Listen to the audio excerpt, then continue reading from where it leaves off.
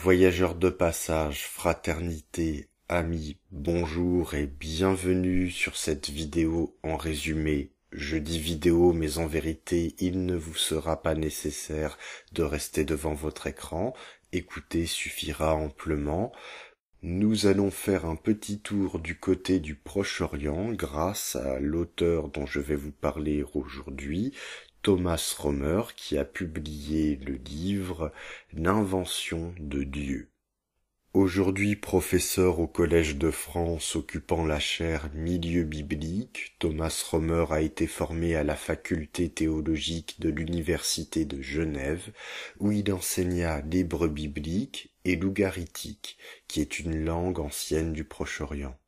Spécialiste des questions d'exégèse biblique dans une approche religieuse, il a aussi, entre autres, enseigné à l'université de Lausanne et est à présent chercheur au CNRS et répète parfois 2 fois le même mot lorsqu'il écrit un livre, ce qui lui fait un point commun avec votre serviteur et donc, en toute objectivité, une qualité supplémentaire.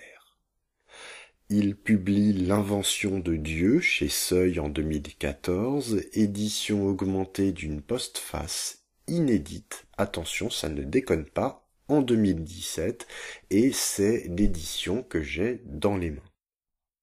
Je vous propose un résumé explicatif de l'ouvrage en 2 temps. D'abord une approche générale afin d'expliquer l'intérêt de ce travail dans le panorama des publications tout public. Ensuite un résumé détaillé du livre, partie par partie. Le titre « L'invention de Dieu » est évocateur d'une recherche généalogique et très technique, où pour le dire plus simplement, l'auteur a en partie évacué l'analyse théologique, dirions-nous celle des rabbins, qui d'une part met au premier plan le texte et d'autre part est religieuse, pour lui préférer la méthode universitaire consistant à partir de données archéologiques et linguistiques afin de produire un nouvel éclairage sur le texte, c'est-à-dire de replacer sa création de main d'homme dans l'histoire. Le mot « invention » pouvant prêter à confusion, l'auteur précise rapidement sa pensée. Je cite, « Il faut plutôt prendre cette invention comme une production progressive issue de traditions sédimentées dont l'histoire a bouleversé les strates jusqu'à faire émerger une forme inédite. » Fin de citation. En d'autres termes, la Bible hébraïque, pour reprendre une expression chère à l'auteur qui évite de dire Torah ou Ancien Testament, n'est du point de vue de Thomas Romer ni une pure fiction irrationnelle, ni l'écriture d'un plan divin parfait.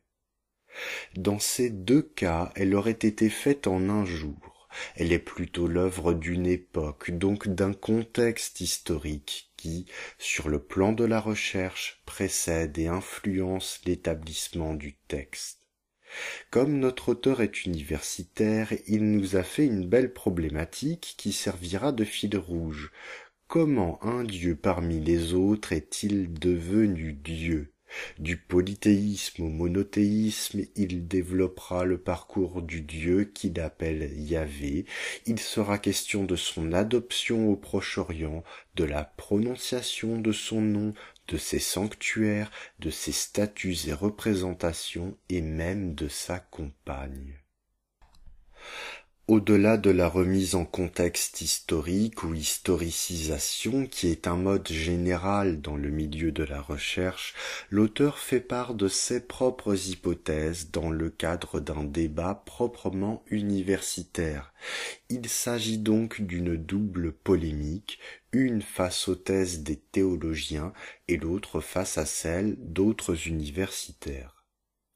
Enfin, l'auteur présente sa méthode de travail sous la forme d'une enquête élaborée à partir de faisceaux d'indices, trouvés parfois de manière surprenante pour le commun des lecteurs. Comme le texte ne s'est ni écrit tout seul, ni en un jour, il a connu plusieurs versions, avec des ajouts et des retranchements, voire des réécritures suivant une volonté de réforme. Ainsi, la Genèse, la création du monde, n'est pas le premier texte dans l'ordre d'écriture de la Bible hébraïque. Tout cela est par exemple décelable par l'analyse de la langue. Si la loi proscrit le sacrifice humain, nous focalisons notre attention sur l'interdit, mais l'auteur, quant à lui, pense par antériorité.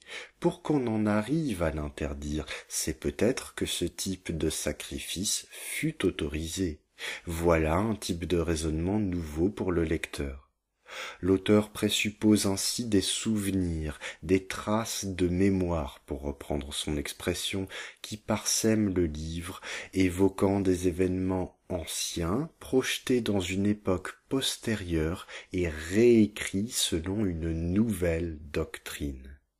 L'iconographie, l'histoire des religions et la linguistique participent de la compréhension de ces indices d'après les enjeux d'une époque. Victoires et défaites militaires, vassalité et autonomie, lutte de pouvoir parmi les clergés, déportation et retour. Si jamais j'ai piqué votre curiosité, ce que j'espère, je vous propose de passer à présent aux détails du livre, à commencer par l'introduction de l'auteur. La Bible, nous dit-il, conserve des traces d'un polythéisme qui précède la préférence exclusive pour le Dieu Yahvé, d'où la problématique, je cite, « Comment un Dieu parmi les autres est-il devenu Dieu ?» Fin de citation. Cette problématique est ensuite explicitée, je cite encore, « L'enquête à laquelle le lecteur est convié cherchera ainsi à cerner les origines et les transformations du Dieu d'Israël, » fin de citation, grâce à l'effort d'historicisation justifié par l'absence de neutralité des rédacteurs. Thomas Romer se démarque aussi par sa remise en perspective du Pentateuque, qui va de la création du monde jusqu'au retour, ou plutôt jusqu'à la veille du retour à la terre promise, qui est jugé comme un témoin peu fiable du judaïsme archaïque, car écrit trop récemment. C'est là que la notion d'indice dans le texte change fondamentalement l'orientation de recherche, puisqu'un texte récent contiendra lui aussi des traces de traditions bien plus anciennes, ce qui légitime son intégration au corpus de recherche. Pour le reste, j'ai déjà évoqué les éléments principaux de la méthode dans la première partie de l'exposé.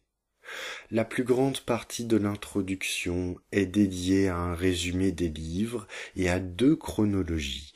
La chronologie historique qui court de la fin de l'âge du bronze, c'est-à-dire au XIIIe siècle avant notre ère, jusqu'à la domination grecque avec Alexandre le Grand. On en retiendra l'existence de deux royaumes, le royaume d'Israël au nord et le royaume de Juda au sud, qui a Jérusalem pour capitale. La seconde chronologie est la chronologie d'écriture, c'est-à-dire l'ordre de composition du texte, l'archéologie éclairant cette dernière. Par exemple, dans la Genèse, Abraham traverse des villes qui ont existé, mais au 5e et au 4e siècle avant notre ère. Il est donc fort probable que cette partie du texte fût écrite soit à cette époque-là, soit à une époque plus tardive, mais pas avant. En somme, l'écriture est ancrée dans et éclairée par un contexte historique. De manière générale, c'est le point de vue des scribes du royaume de Juda qui ressort, et suite à la déportation, on peut différencier des écrits sacerdotaux qui sont plutôt mystiques, des écrits du milieu deutéronomiste, plutôt politiques, dirions-nous aujourd'hui. Chapitre 1. Le Dieu d'Israël et son nom. Dans ce chapitre, Thomas Romer entre dans la polémique du tétragramme qu'on prononce généralement Yahvé. Est-ce vraiment sa prononciation? Quel est son sens? D'où vient le tabou de sa prononciation? On sait, à partir de traductions, que le tétragramme cesse d'être prononcé au IIIe siècle grâce à des lectures de traduction grecque. certainement afin d'interdire les emplois magiques, ou encore parce que désigner un dieu unique consiste à le différencier d'autres dieux et à leur donner une existence. Le problème de la reconstitution de la prononciation est le suivant.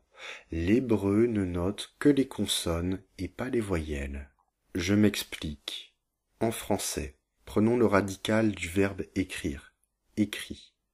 À ce radical, on pourra rajouter des suffixes, mais aussi des préfixes, pour former des noms, par exemple écriture, écrivain, écriteau, pour former des verbes et une conjugaison même.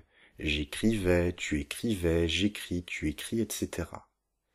Le radical va porter un sens fondamental, tandis que les suffixes vont permettre de le préciser, déjà de le faire rentrer dans une nature grammaticale, un nom, un verbe, etc., et puis de faire varier ce sens. Eh bien, dans les langues sémitiques, dont l'hébreu mais aussi l'arabe, cette fonction-là du radical est portée par les consonnes, qui se retrouvent toutes seules écrites. À ces consonnes vont s'ajouter des voyelles, c'est-à-dire que le mot va être vocalisé, et ces voyelles ont, en un certain sens, la même fonction que les préfixes et les suffixes en français, c'est-à-dire qu'elles permettent la formation de noms, d'adjectifs, de verbes, et puis elles font varier le sens de la racine. Les scribes massorètes vont artificiellement vocaliser le tétragramme en Jéhovah, reprenant les voyelles du mot hébreu Adonai, qui signifie Seigneur, et indiquant en fait non pas une prononciation Jéhovah, mais une substitution. Au lieu du tétragramme, il faut lire Adonai. C'est le dominicain Raymundus Marty au XIIIe siècle qui reprendra la prononciation Jéhovah. Alors, les scribes massorètes, ce sont des scribes juifs qui ont eu un rôle absolument fondamental dans la reprise du texte et la constitution d'un corpus moderne. Pour s'en sortir, le linguiste effectue un travail de comparaison. Il émet des hypothèses à partir d'un maximum de sources, certes bibliques, hébraïques, mais pas seulement. On travaillera sur des inscriptions sud-arabiques, sur des textes babyloniens, des textes grecs qui tentent à leur tour de restituer l'hébreu, etc. Il en vient à une prononciation, Yahoo ou bien Yahoo, qu'on retrouve par ailleurs dans les théophores. Les théophores, ce sont des noms propres qui contiennent le nom de Dieu. Par exemple, Eliyahu, qui signifie Yahoo est mon Dieu. En ce qui concerne le sens, Thomas Romer évacue l'interprétation théologique qui rattache le tétragramme à la racine du verbe être, Hed, Yod, Het, et lui donne le sens causatif de celui qui fait être, interprétation basée sur la rencontre entre Dieu et Moïse, où Dieu dit, je cite en hébreu, Ehyeh Asher Ehyeh, ce qui signifie je serai qui je serai. Thomas Romer préfère à cette explication la racine Het Vav Yod qui a trois sens, désirer, tomber, souffler.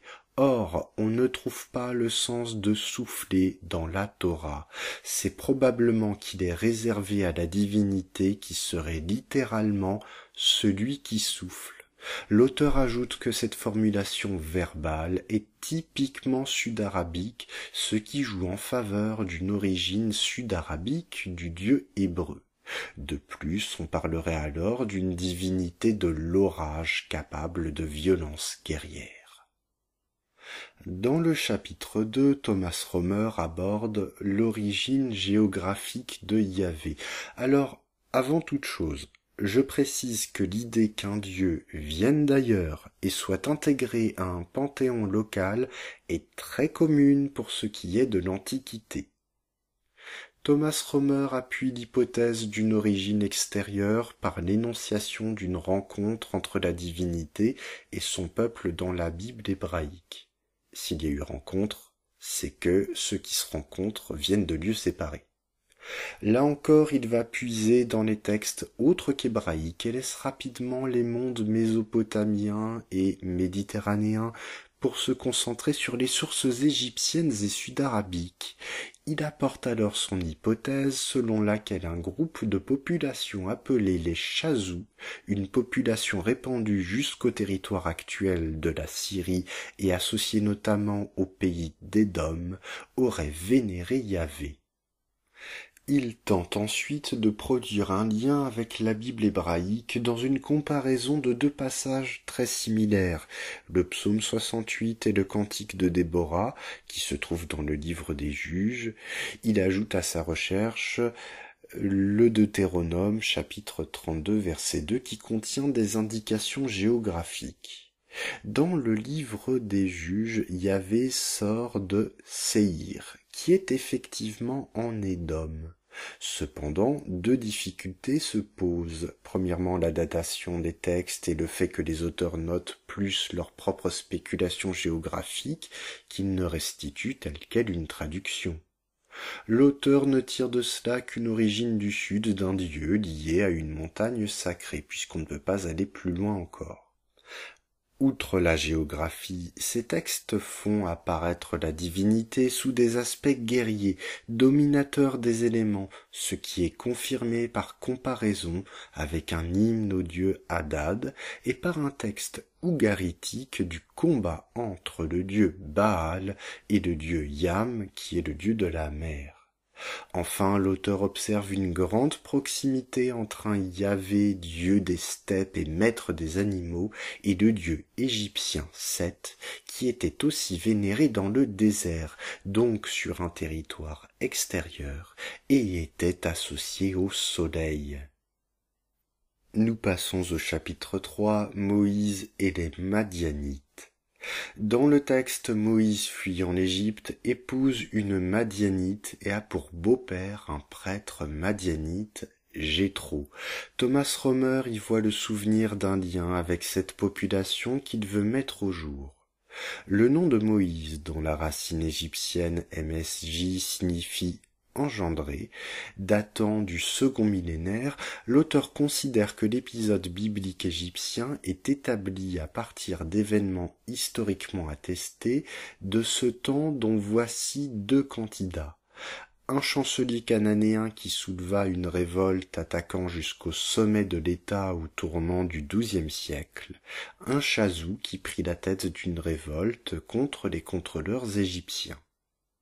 L'archéologie montre que les Madianites sont un peuple pour une part nomade, pour l'autre sédentaire et agriculteur.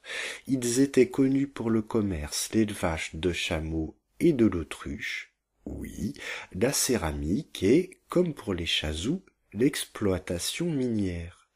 Dans la Bible, ils vendent Joseph, le fils de Jacob. Le rédacteur de la Bible hébraïque parle des Madianites avec des appréciations variées. Les textes de date perse, c'est-à-dire récente, présentent les Madianites comme un ennemi nomade, au même titre que les Arabes du Sud, tandis que dans les textes sacerdotaux, ils sont étroitement liés à Abraham. Chaque rédacteur a donc son point de vue à remettre en contexte d'écriture. Dans l'Exode, Moïse est au service de son beau-père madianite lorsqu'il a la révélation de Yahvé. Ce court texte est une interpolation postérieure au texte de base. Une interpolation dans un manuscrit, c'est simplement quand on ajoute quelque chose à l'intérieur du texte. D'ailleurs, Jéthro, donc le beau-père, fait établir des juges par Moïse. Il connaît le nom de Yahvé et il a présidé au sacrifice. Thomas Romer suppose alors que Jéthro était prêtre de Yahvé. Tout cela serait le souvenir d'un lien fort entre Israélites et Madianites. En plus des Madianites et des Chazous, il semble qu'une population nomade du sud dite kénite est aussi entretenu des liens avec les Hébreux. Enfin, le dieu Yahvé aurait été vénéré aussi dans le pays d'Édom, donc tout près de Juda. La question logique suivante est le titre même du chapitre 4.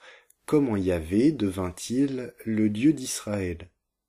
Pour Thomas Romer, la rencontre entre Moïse et Dieu est, je cite, « le souvenir que Yahvé n'a pas été le Dieu d'Israël depuis toujours ». Fin de citation.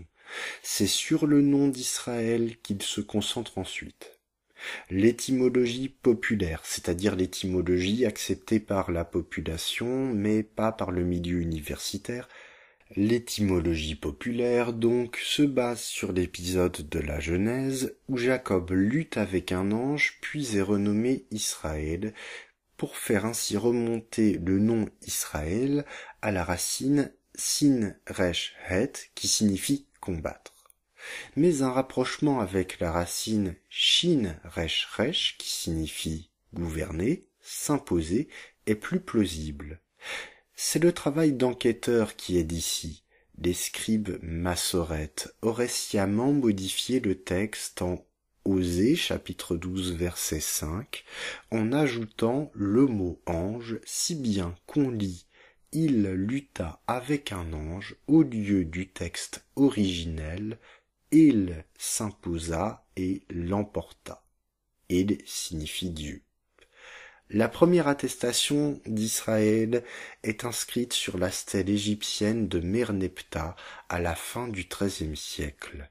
Israël y est représenté comme un groupe ennemi, peut-être installé en Éphraïm, qui vénère le dieu El, mais il n'est pas mention de Yahvé. D'autres noms de la divinité existent donc dans le texte, et particulièrement le nom El reçoit plusieurs épithètes. Par exemple, El Elyon, qui est soit un seul dieu, soit deux dieux, comme semble l'exprimer un texte araméen du 8e siècle avant notre ère, ou encore le psaume 107. Si Elyon est un titre, il sera transféré ensuite sur Yahvé. On peut dire aussi El-Roi, qu'on traduira par El de vision, qui est un apax. Alors un apax, c'est un mot qu'on retrouve une seule fois dans un texte, et qui apparaît dans la bouche de Agar, donc cette femme qui a été chassée par Abraham avec son enfant, chassée à la demande de Sarah, et puis qui finalement est revenue dans les bras d'Abraham. Le rédacteur assimile ici, dans cet épisode, El à Yahvé. On peut aussi dire le nom d'El Rolam, qui signifie El d'éternité. Il porte le même épithète que les dieux solaires Chapchou en lougarite et Shamash dans un texte araméen. On peut dire aussi El Shaddai, qui serait à rapprocher des zones stériles et peu accueillantes pour l'homme, et serait une divinité du type maître des animaux. Cette petite enquête sur les noms de la divinité dans la Bible hébraïque permet de montrer déjà qu'il y avait une multitude de noms pour cette divinité, et que peut-être que certains d'entre eux représentaient au départ des divinités autres. Thomas Romer émet enfin son hypothèse sur l'entrée de Yahvé en Israël. Le Yahvé édomite aurait été adopté par Israël. Seconde partie de l'hypothèse, on pourrait lire dans l'Exode les pérégrinations d'un groupe de chazous, nommé le Ram Yahvé, ce qui signifie littéralement peuple de Yahvé, et qui est une expression pré-littéraire, avant l'écriture tout simplement. Et ce peuple, Ram Yahvé, aurait eu des rituels de sang semblables à celui décrit en Exode 24, pratiqués par Moïse pour sceller l'alliance entre Yahvé et son peuple. Nous suivons donc les pérégrinations supposées de ce Yahvé avec le chapitre 5, l'entrée de Yahvé à Jérusalem. Un premier sanctuaire mobile, selon la Bible hébraïque, se trouvait à Silo. Dans Samuel, il est fixe et associé à l'établissement de la monarchie. Thomas Romer pense qu'il s'agit du souvenir d'un réel sanctuaire. Certes, la monarchie de Saül, David et Salomon est largement fictionnelle, mais on peut faire le lien avec l'entrée de Yahvé. L'histoire de l'Arche d'Alliance qu'on trouve dans Samuel, montre qu'elle matérialise la puissance de Yahvé, puisqu'elle rend malades les ennemis qui l'ont prise. Je cite, « L'arche fut donc d'abord un sanctuaire de guerre transportable. » Fin de citation. Historiquement, on la rapproche de coffres sacrés ou d'étendards de guerre. Elle a pu transporter des bétines, ce sont des pierres sacrées, ou bien des statues de Yahvé et de sa compagne Ashéra. Quant à Jérusalem, c'est une ville cananéenne datant du XVIIIe siècle. Son nom contient le nom d'une divinité du crépuscule, Chalimou. Enfin, David et Saül se dénudent lors du transfert de l'arche et dansent dans une extase qui légitime la royauté.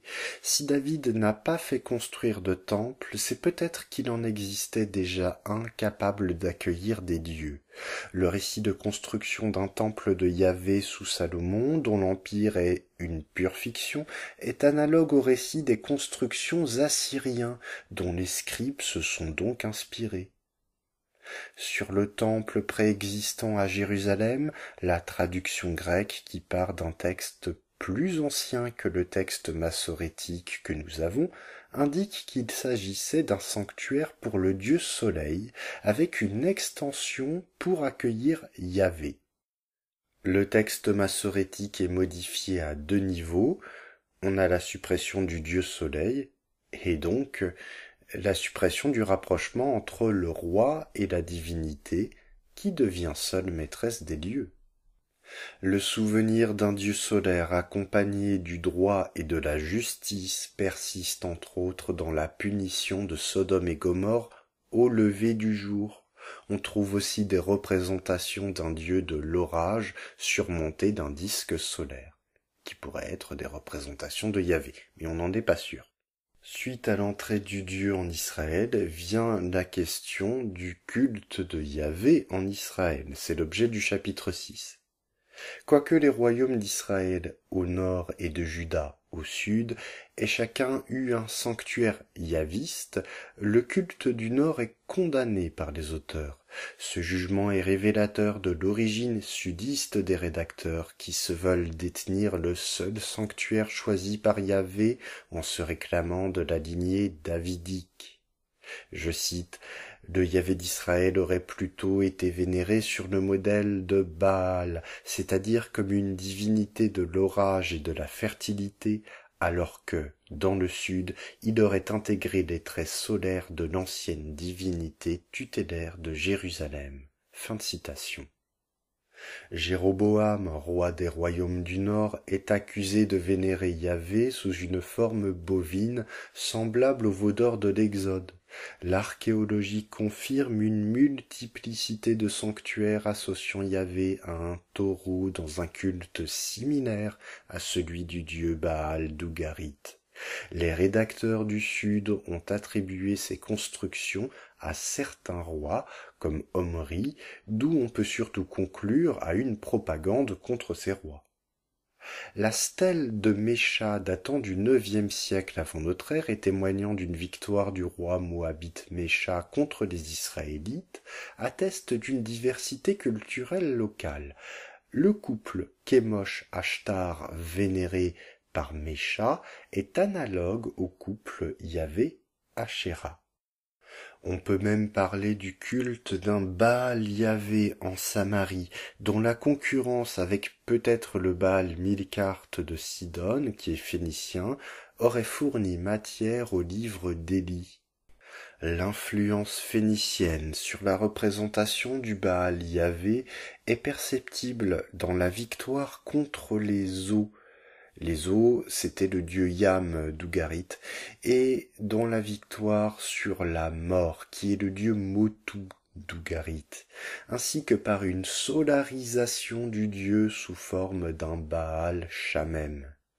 Enfin, ce Baal Yahvé avait une statue, c'est ce qu'on déduit des expressions reconstituées, je cite, « Le garçon servait la face de Yahvé devant Élie, le prêtre ».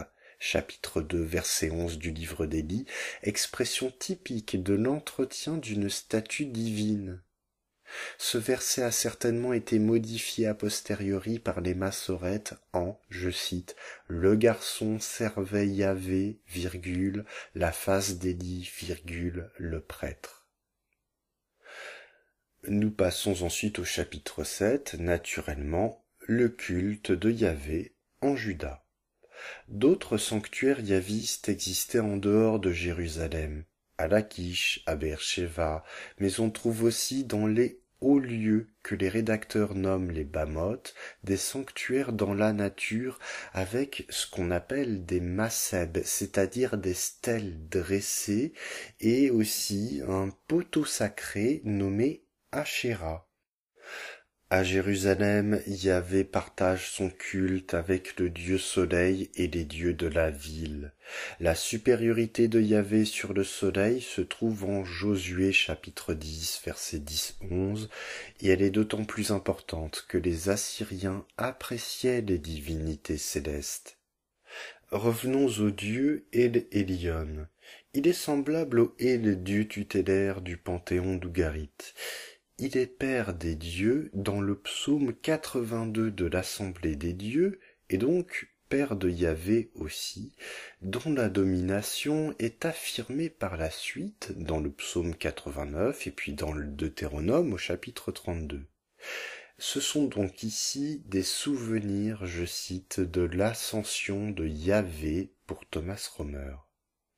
La région a connu une influence égyptienne aussi, par le dieu solaire qu'on retrouve dans le syncrétisme visible dans les représentations supposées de Yahvé surmontées d'un disque solaire, mais aussi dans les psaumes comme le 85 ou le psaume 3, où Yahvé est tel un soleil accompagné de la justice Tzedek, comme la Ma'at devant le dieu solaire égyptien. Les psaumes associent Yahvé à la colline de Sion dans la ville de Jérusalem et le palais à la royauté. Le livre des rois montre la présence de chérubins dans le temple qui ont pu servir de piédestal pour le trône de Yahvé, comme on le voit sur une représentation de Baal d'ailleurs. Il montre sa puissance tout en gardant les lieux. D'ailleurs, le titre de Yahvé Tsebaoth, Yahvé des armées, est employé dans la vision d'Ésaïe au chapitre 6, où il trône dans le temple. Yahvé Tsebaoth était chef des armées claniques, mais aussi célestes, avec l'idée d'un combat contre les eaux primordiales. La royauté de Yahvé est aussi affirmée au psaume 74 par la victoire sur la mer, à l'exemple du Baal d'Ougarit. Quant au roi davidique, il est le fils de Yahvé au psaume 2. Selon Thomas Romer, enfin, le terme Mélek, roi, aurait été modifié en Molek pour former le nom de la divinité à qui on faisait des sacrifices humains. Et selon la méthode de l'auteur, l'interdit des sacrifices pour Yahvé implique qu'on lui en aurait fait, mais que ce fut interdit par la suite. Pour ce qui est du monde de la mort, la puissance de Yahvé semble s'arrêter aux portes de Sheol, la mort, entité autonome, analogue au dieu ougaritique Motu. Néanmoins, une réforme du 8e ou du 7e siècle avant notre ère va étendre la puissance de Yahvé jusqu'au domaine de la mort. Puisqu'il est question d'une présence de Yahvé, il est donc question d'une statue de Yahvé en Juda. C'est l'objet du chapitre 8. La représentation sous forme de taureau a déjà été présentée, elle est en Israël. Thomas Romer émet l'hypothèse que les maseb, ces pierres dressées qu'on trouve dans les bamoth, donc les hauts lieux dans la nature, et qui sont accompagnées d'une Asherah, un poteau sacré, représentaient le dieu Yahvé. D'ailleurs, les interdits de représentation du Deutéronome touchent aussi les maseb. Si les hypothèses sont justes, on possède quelques représentations de Yahvé sur des sceaux et sur une pièce qui, elle, date de l'époque perse, du IVe siècle avant notre ère. Tous n'ont donc pas accepté l'interdit de représentation. Cet interdit est une innovation des Judéens inscrite dans le Décalogue, les 10 commandements, dont l'analyse permet de déterminer des ajouts successifs à la règle par des interpolations dans le texte, avec d'abord l'interdiction de la statue dans le temple, puis l'interdiction de la représentation iconographique de Yahvé, et enfin l'interdit sera étendu à toutes les divinités. Thomas Romer revient ensuite sur la vision d'Ésaïe qu'il situe dans le temple. Il lui donne un caractère concret. Ésaïe voit Yahvé trônant. Il s'agirait d'une référence à une statue accessible uniquement aux prêtres. L'auteur évoque aussi d'autres visions, dont celle d'Ézéchiel, où la figure de Yahvé s'évapore sur, je cite, un trône mobile porté par des êtres hybrides, fin de citation, ce que l'on retrouve dans l'iconographie assyro-babylonienne et perse. Cette mobilité se référerait à une réelle déportation de la statue. Puis le livre de Zacharie, d'époque perse, donc tardive, remplace la statue par une ménorah. Une autre expression courante se trouve dans les textes. La face de Yahvé est favorable à l'hypothèse de la statue. De l'enquête comparatiste, l'auteur déduit que cette face illuminée désigne la statue révélée pour le spectateur entrant dans le temple. Cette statue aurait aussi fait l'objet de processions. La question est aussi posée d'un retour de la statue suite à la déportation, comme le laisse entendre le livre de Jérémie au chapitre 31. La difficulté principale étant que, je cite, les rédacteurs de l'époque projettent leurs idées religieuses dans le temps des origines et construisent l'histoire d'Israël et de Juda en fonction de ces idées. Fin de citation. L'absence d'un roi ou l'oubli de la forme de la statue aurait fait renoncer à celle-ci, Jérusalem se substituant au trône de Yahvé et la Torah se substituant à la statue. Le moment que vous attendiez tous est arrivé, nous allons parler du couple de Yahvé et son Ashéra développé au chapitre 9. Yahvé aurait eu un parèdre en la déesse Ashéra, tel Kamosh accompagné d'Ashtar sur la stèle de Mécha. La déesse eucharitique Atiratou lui correspond. Elle est parèdre du dieu tutélaire El et mère des dieux. L'association biblique d'Ashéra avec Baal vient des deutéronomistes qui ont voulu séparer le couple Yahvé-Ashéra. En fait, Yahvé a bien pris la place du dieu El dans le couple. On va parler des deutéronomistes un peu plus tard, ils font partie des rédacteurs qui ont beaucoup réécrit certaines parties du texte. Thomas Romer estime que le couple Yahvé-Ashéra est clairement établi grâce à un travail sur des inscriptions. L'iconographie étant incertaine, l'auteur rend simplement compte du débat auquel elle donne lieu. Il s'oppose ainsi à des explications qu'il qualifie de théologiques, réduisant Ashéra à un poteau sacré, sans référence à la déesse. De plus, un grand nombre de figurines féminines seraient candidates à une représentation anthropomorphe d'Ashéra. Alors, anthropomorphe, ça veut dire qu'il y a une forme d'homme, tout simplement. Il est aussi fait mention d'une statue d'Ashéra dans le livre des rois, peut-être aux côtés d'une statue de son époux Yahvé, et pour qui les femmes tissaient des vêtements. Enfin, Thomas Romer estime qu'on peut assimiler Ashéra à une déesse qu'on nomme la Reine du Ciel, dont le culte était très en vogue au 7e siècle, et il poursuit sur la polémique face aux théologiens à partir d'un sceau qui représenterait à la fois Ashéra et l'arbre stylisé, le poteau sacré des Bamoth, les hauts lieux, ainsi qu'un disque solaire au-dessus d'Ashéra qui représenterait Yahvé. Suivant le cheminement historique, nous abordons au chapitre 10 la chute de Samarie et l'ascension de Juda. Ce chapitre traite de la manière dont des événements historiques ont influencé l'écriture de la Bible hébraïque. L'influence assyrienne s'est étendue jusqu'à soumettre les royaumes d'Israël et de Juda à la vassalité. Après des remous, la ville de Samarie tombe et son élite est déportée. L'archéologie montre que le culte a continué dans la région, sur le mont Garizim au moins. Les auteurs du livre des rois décrivent une plaie, l'arrivée des lions, punition de Yahvé contre les Assyriens. Il y a surtout mise en valeur de la, je cite, puissance de Yahvé qui veille à la continuation de son culte. Fin de citation.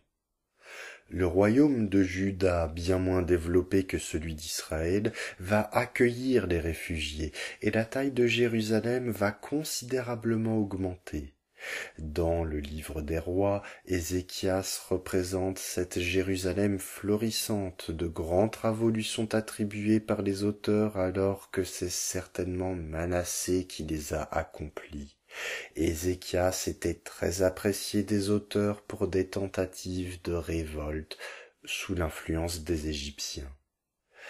Les sources assyriennes montrent que Jérusalem ne fut pas prise, probablement à cause de l'essoufflement de l'armée ou par stratégie militaire. Les rédacteurs des rois ont renforcé l'idée d'élection de la ville protégée par Yahvé à partir de cet événement, ainsi que la théologie de la montagne de Sion qu'on trouve dans le psaume 48. Je cite, « C'est sur cette idéologie de l'unicité de Jérusalem et de la colline du Temple que se fondera plus tard l'idée de la centralisation du culte de Yahvé. » Fin de citation. Les rédacteurs attribuent ainsi à Ézéchias la fermeture des hauts lieux avec leurs Massebs et Ashéra et la destruction du serpent de Moïse, tandis que Manassé se voit attribuer de nombreuses transgressions du décalogue dans un tableau très sombre. Il est en fait probable que Manassé, contrairement à Ézéchias, fut un bon vassal des Assyriens et qu'il obtint même la restitution de territoire en récompense de sa loyauté. Il a aussi favorisé la vénération de l'armée céleste, c'est-à-dire les divinités des cieux, donc en concurrence avec le sanctuaire yaviste. Le chapitre 11 développe la réforme de Josias. La réforme de Josias est un élément central du livre des rois. Elle fait suite à la découverte d'un texte oraculaire dans le temple de Jérusalem qui annonce la vengeance divine si le peuple se détourne de Yahvé. Si Thomas Romer rejette la réalité historique de cette découverte, il voit dans ce récit l'empreinte du milieu deutéronomiste. Je cite, « des rédacteurs bibliques qui écrivent l'histoire de la royauté en fonction des options théologiques du livre du Deutéronome. » Fin de citation. Tels sont les deutéronomistes. Le motif de la redécouverte d'un livre très répandu au Proche-Orient permettait d'imposer et de justifier des réformes. Thomas Romer avance ensuite les indices d'une réforme possible, même si celle de Josias n'a pas de fondement historique. Il relève une modification de l'iconographie, avec l'abandon de l'armée céleste et du couple qui pourrait représenter Yahvé et Ashéra. Une inscription indiquerait la centralisation du culte de Yahvé. Le livre des rois indique le rejet des cultes astraux, souvent effectués sur des terrasses et appréciés par les Assyriens. Les prêtres dits kéramim, officiant à ces cultes, sont démis et on retrouve bien le terme kéramim dans une inscription en araméen.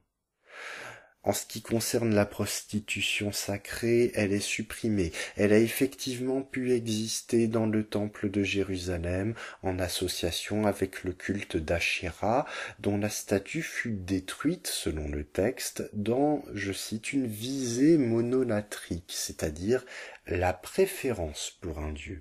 À ce sujet, des réformes monolatriques sont attestées au Proche-Orient, par exemple réforme d'Akhénaton, une réforme de Nabuchodonosor Ier, qui viennent toutes de rois. Thomas Romer suppose que la perte d'influence des Assyriens au 7e siècle a permis, je cite, une réorganisation politique et cultuelle, fin de citation, avec la revendication de l'héritage d'Israël et la préférence pour un Dieu pas encore unique, fait énoncer par la devise du Shema Israël, Yahvé Eloheinu Yahvé Echad, qui exclut les cultes de Yahvé des autres sanctuaires de Samarie et de Béthel.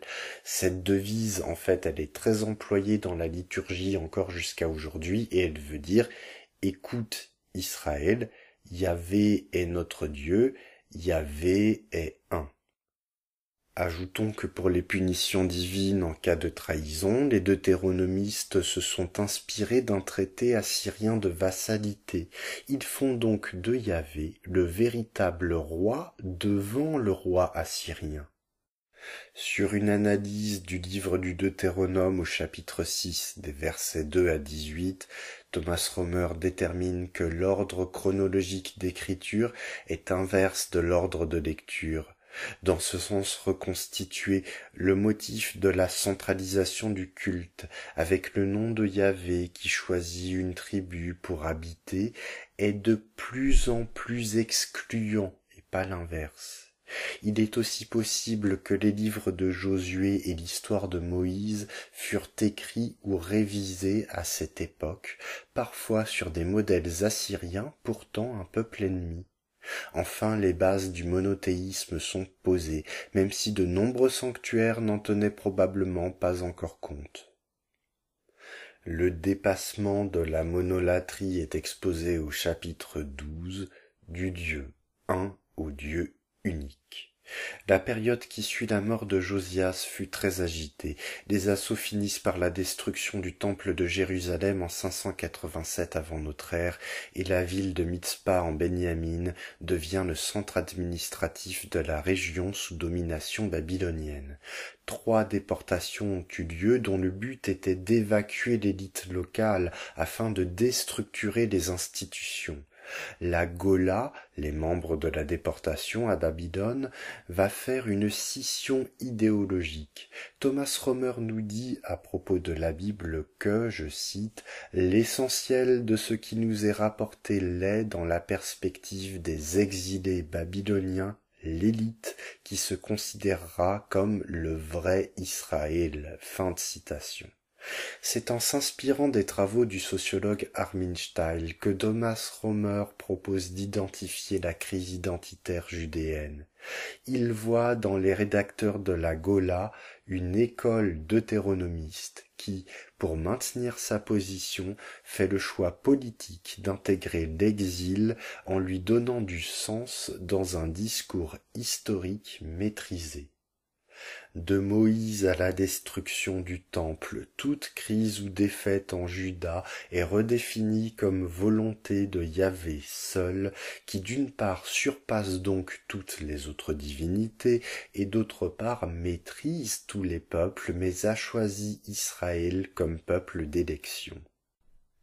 En face, le milieu sacerdotal théorise le monothéisme dans le Deutéro-Ésaïe, c'est la fin du livre d'Ésaïe, mais il laisse la question de l'exil pour se concentrer sur la tradition de la révélation pour présenter le Dieu unique et formuler un discours universel présentant Cyrus, le roi perse, qui tolérait le culte comme envoyé de Yahvé.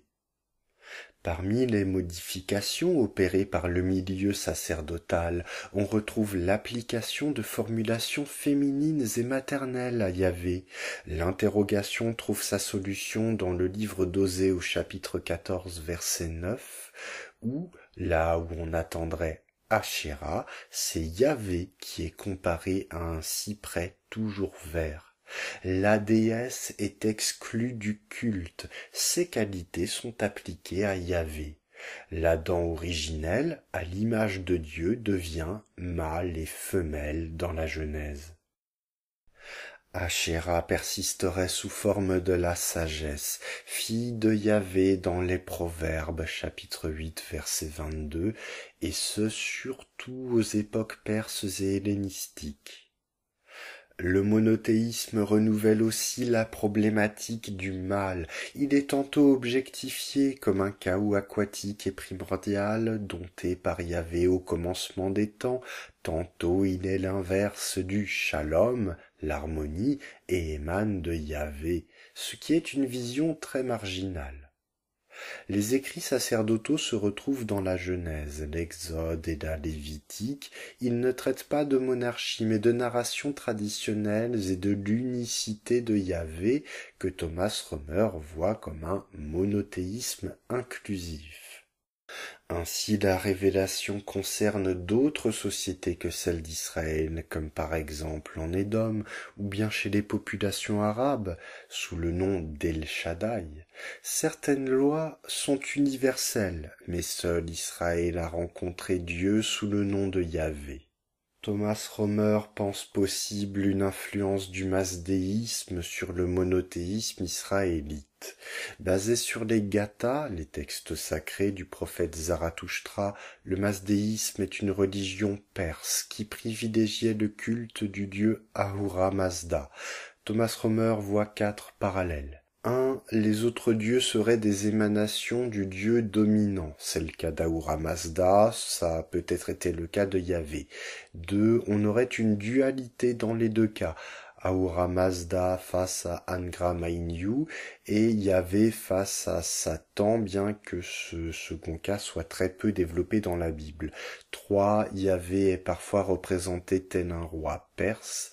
Et 4. Il y a la possibilité de sacrifices végétaux sous la forme d'encens dans la Bible. Concernant l'acceptation du monothéisme biblique, elle fut lente. Les sacrifices furent longtemps possibles ailleurs qu'à Jérusalem, et on continua à célébrer Yahvé et d'autres divinités dans un même temple comme à Éléphantine. De plus, Thomas Romer évoque une tension entre monothéisme exclusif du milieu deutéronomiste et inclusif du milieu sacerdotal. L'hypothèse de monothéisme précédent est discutable, même si la distance entre mono et polythéisme est ténue. En témoignent les récits bibliques hérités de longues traditions telles que le déluge ou encore les traces de polythéisme dans le texte. Les tentatives d'énothénie, c'est-à-dire de préférence majeure pour un seul dieu, se sont toutes faites à l'initiative d'un roi, alors que le monothéisme de la Bible s'est fait comme, je cite, réaction de la disparition de la royauté, fin de citation, et est une reconstruction identitaire avec toutes les nuances que cela implique. Sous la période perse s'établit aussi la religion du livre, avec ses débats et polémiques. Le pouvoir perse permet la reconstruction du temple dont il est question en Néhémie, le retour des exilés. En revanche, on ne sait pas dater le retour de Jérusalem comme centre administratif en place de Mitzpah. Les rapports avec le pouvoir perse sont globalement bien plus cordiaux que sous les Assyriens. Sur l'écriture, on a vu que la Gola avait son point de vue, mais la Samarie aussi qui compte le sanctuaire de Garizim. Notons que le nom de Jérusalem est absent de la Torah, c'est-à-dire du Pentateuque, les 5 premiers livres, ce qui rend le livre acceptable pour les diverses communautés juives et samaritaines. On note aussi un rejet du prophétisme du côté judéen, en accord avec les autorités perses, par crainte d'une poussée de fièvre des milieux samaritains se réclamant de la lignée davidique. Le Pentateuque reste donc initialement le livre commun entre 400 et 350 avant notre ère. Le fait que Moïse reçoive la loi en lieu d'un roi a de lourdes conséquences, je cite, « C'est le Pentateuque qui se substitue aux institutions politiques mais aussi au pays », fin de citation, Pentateuque qui aurait été promulgué par Esdras, selon le texte, avec la permission des Perses. Pour ainsi dire, je cite, « Avec la Torah, le judaïsme devient définitivement une religion mobile de la diaspora. Yahvé n'a plus besoin de temple. » Fin de citation. La représentation statuaire et iconique de Yahvé devient donc inutile. Je cite, l'aniconisme juif est devenu un marqueur identitaire. Fin de citation. Le nom aussi de la divinité devient inutile, car le nom différencie. La dernière étape vient avec la Septante, la traduction grecque de la Torah, qui permet l'expansion du culte dans le bassin méditerranéen.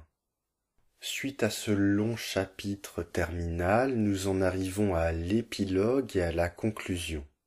Je ne parlerai que de la première moitié de ce chapitre, la seconde assumant complètement la fonction d'épilogue, puisqu'elle est entièrement dévolue à compiler les résumés de chaque chapitre, ce qui par ailleurs est fort utile.